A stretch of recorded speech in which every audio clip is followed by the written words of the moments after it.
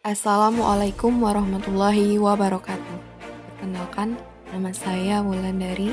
Di sini saya akan membahas koneksi antar materi, yaitu tentang dasar-dasar pendidikan menurut Ki Hajar Dewantara. Bapak Pendidikan, Ki Hajar Dewantara, lahir di Yogyakarta pada tanggal 2 Mei 1889 dengan nama Raden Mas Wardi Surya Diningrat. Ki Hajar Dewantara dibesarkan di lingkungan keluarga Keraton Yogyakarta. Pemikiran Ki Hajar Dewantara.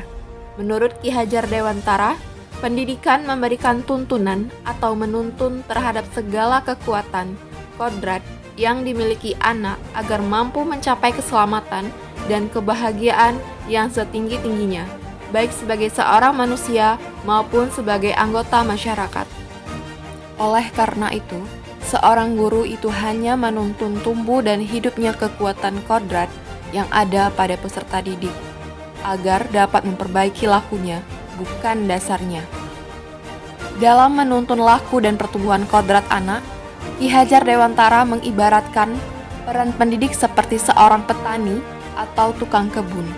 Anak-anak itu seperti biji tumbuhan yang disemai dan ditanam oleh Pak Tani atau Pak Tukang Kebun di lahan yang telah disediakan. Anak-anak itu bagaikan bulir-bulir jagung yang ditanam.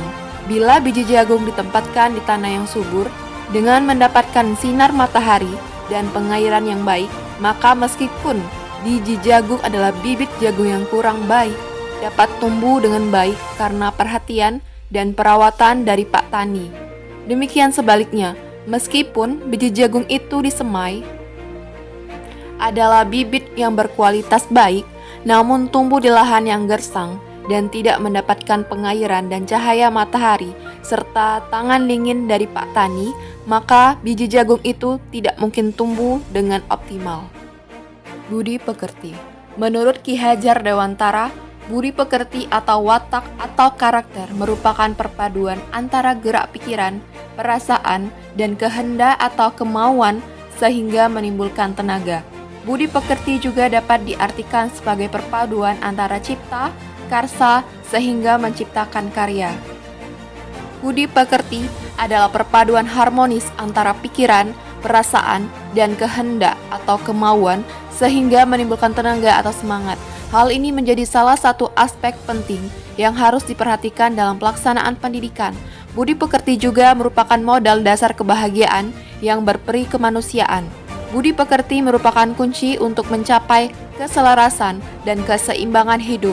Karena itu, kita sebagai pendidik harus memberikan teladan yang baik dengan harapan peserta didik dapat meneladaninya demi membentuk karakter peserta didik, misalnya bersikap sopan dan ramah terhadap sesama, baik di lingkungan sekolah maupun di lingkungan masyarakat. Sistem Among. Seorang guru harus mampu memosisikan diri menjadi pamong atau teladan yang baik bagi para peserta didik.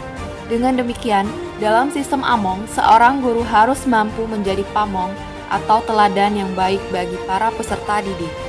Sistem Among memberikan kesempatan seluas-luasnya pada kemandirian peserta didik dalam mendorong, mengembangkan disiplin diri yang sejati melalui pengalaman, pemahaman, dan upayanya sendiri. Yang terpenting adalah menjaga agar kesempatan ini tidak membahayakan si peserta didik atau mengancam keselamatan orang lain. Dalam sistem Among, guru memiliki 3 fungsi utama. Di depan, ia menjadi teladan atau contoh yang baik bagi peserta didik. Di tengah menjadi pendorong atau pemberi semangat. Dan di belakang mengamati kemajuan para peserta didik. Ki Hajar Dewantara menekankan kepada guru untuk mendorong peserta didiknya agar mengikuti jalur yang benar dengan cara memotivasi peserta didik dengan pikiran yang tepat. Begitu para peserta didik bergerak di jalur yang benar, hendaknya guru berusaha untuk mengupayakan setiap peluang kemajuan bagi peserta didik tanpa banyak campur tangan. Selanjutnya, para guru tinggal mengamati kemajuan mereka. Dengan demikian, pendidikan akan menghasilkan manusia yang merdeka, yang berkembang secara utuh dan selaras dengan segala aspek kemanusiaannya, serta mampu menghargai dan menghormati manusia yang lain. 3 filsafat dari Ki Hajar Dewantara. Pertama, Ingarso Sung Tulodo. Dilihat dari kata asalnya, maka Ingarso Sung Tulodo itu berasal dari kata ing ngarso yang diartikan di depan, sung yang artinya saya, dan kata tulodo yang artinya tauladan. Dengan demikian, arti dari semboyan Ki Hajar Dewantara yang pertama ini adalah ketika menjadi seorang pemimpin atau seorang guru harus dapat memberikan suri tauladan untuk semua orang yang ada di sekitarnya. Yang kedua, ing madyo mangun karso. Dari asal katanya, maka ing madyo bangun karso berasal dari kata ing madyo yang diartikan di tengah-tengah. Bangun yang memiliki arti membangkitkan dan karso yang memiliki arti bentuk kemauan atau niat. Dengan demikian, makna dari semboyan Ki Hajar Dewantara yang kedua ini adalah seorang guru di tengah-tengah kesibukannya diharapkan dapat membangkitkan semangat terhadap peserta didiknya. Yang ketiga, Tutwuri Handayani. Dari asal katanya, Tutwuri Handayani dirangkai dari kata Tutwuri yang memiliki arti mengikuti dari belakang dan kata Handayani yang memiliki arti memberikan motivasi atau dorongan semangat. Dengan demikian, semboyan Ki Hajar Dewantara yang ketiga ini memiliki makna bahwa seorang guru diharapkan dapat memberikan suatu dorongan moral dan semangat kepada peserta didik ketika guru tersebut berada di belakang. Dari semboyan Ki Hajar Dewantara terciptalah semangat pendidikan yang tinggi bagi seluruh rakyat Indonesia. Guru-guru di Indonesia belajar dari seorang bapak pendidikan yang telah memberikan dampak positif terhadap bangsa Indonesia. Karena di tangan para gurulah nasib para penerus generasi bangsa serta tanggung jawab kemajuan pendidikan di Indonesia salah satunya dipengaruhi oleh para guru. Oleh karena itu, guru juga harus berkontribusi dalam hal yang positif dan ikut serta menyalurkan kemampuannya di dalam bidang pendidikan semaksimal mungkin. Ki Hajar Dewantara mengingatkan para pendidik untuk tetap terbuka dan mengikuti perkembangan zaman. Ki Hajar Dewantara menjelaskan bahwa dasar pendidikan anak berhubungan dengan kodrat alam dan kodrat zaman. Kodrat alam diartikan sebagai lingkungan alam tempat peserta didik berada, baik kultur budaya maupun kondisi alam dan geografisnya.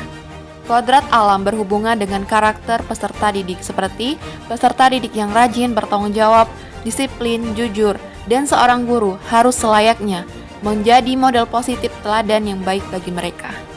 Sedangkan kodrat zaman diartikan perubahan dari waktu ke waktu. Guru membekali keterampilan kepada peserta didik sesuai zamannya, agar mereka bisa hidup berkarya dan menyesuaikan diri. Dalam konteks pembelajaran sekarang, guru harus lebih mengenal teknologi agar menyesuaikan dengan kondisi. Proses pembelajaran hendaknya menyesuaikan berbagai diferensiasi yang ada seperti gaya belajar, gaya berpikir, minat, dan bakat. Sehingga akan terbentuk manusia Indonesia yang merdeka, mandiri, berinovasi, kreatif, sesuai dengan pekerti luhurnya. Perspektif sosio-kultural dalam pendidikan Indonesia. Pendidikan adalah tempat bersemai benih-benih kebudayaan dalam masyarakat. Ki Hajar Dewantara memiliki keyakinan bahwa untuk menciptakan manusia yang beradab, maka pendidikan menjadi satu kunci utama untuk mencapainya.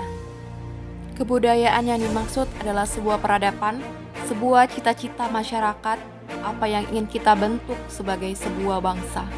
Dengan kata lain dipesankan oleh Ki Hajar Dewantara bahwa cita-cita peradaban, mimpi kita sebagai bangsa, kita mulai kerjakan, kita semaikan benihnya dari apa yang kita lakukan di bidang pendidikan. Ki Hajar Dewantara menyatakan bahwa sekolah pada dasarnya adalah tempat bersemainya benih-benih kebudayaan, tempat pembentukan karakter positif. Karakter yang positif yang tercipta di sekolah akan mewujudkan budaya positif yang melekat erat pada peserta didik. Budaya positif di sekolah tidaklah muncul begitu saja, melainkan melalui proses panjang yang terjadi di sekolah. Salah satu strategi yang bisa digunakan oleh guru dalam membentuk budaya positif adalah dengan mewujudkan disiplin positif dalam diri peserta didik. Disiplin yang tercipta kuat dari dalam diri peserta didik yang dikenal dengan istilah disiplin diri. Guru haruslah memastikan peserta didik memiliki disiplin diri yang kuat dan berkarakter. Refleksi pemikiran Ki Hajar Dewantara. Menurut saya, sebelum mempelajari topik ini, pembelajaran berorientasi pada guru bukan pada peserta didik. Yang kedua, pembelajaran yang memfokuskan mengejar KKM. Ketiga, kegiatan pembelajaran berpusat pada materi yang diajarkan tanpa melihat kebutuhan minat dan bakat dari peserta didik. Setelah mempelajari topik ini, mengubah pola pikir sebagai seorang guru yang berlandaskan pemikiran Ki Hajar Dewantara. Pembelajaran yang berpihak pada peserta didik, pembelajaran yang menyesuaikan dengan kebutuhan peserta didik, dan guru sebagai fasilitator dalam proses pembelajaran. Sekian pemaparan dari saya. Wassalamualaikum warahmatullahi wabarakatuh.